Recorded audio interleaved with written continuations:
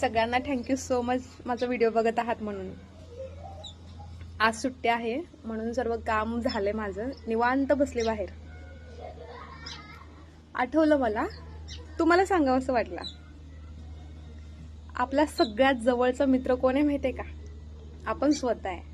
कारण आपल्याला दुःख होणं, सुख वाटणं, आनंदी वाटणं, सगळ्या गोष्टी आपण स्वतःला पहिला सांगतो. आपल्या मनातून जेव्हा बाहेर येतात ना, तेव्हा आपण स्वतःला सांगतो, स्वतःशी बोलतो आपण की आपल्याला हे करायचंय, आपल्याला इथं जायचंय. आपल्या स्वतःपेक्षा दुसरा जवळचा मित्र आपला कोणता नाही बरं का. कारण स्वतःकडे उत्तरं पण असतात आणि प्रश्न पण निर्माण होतात.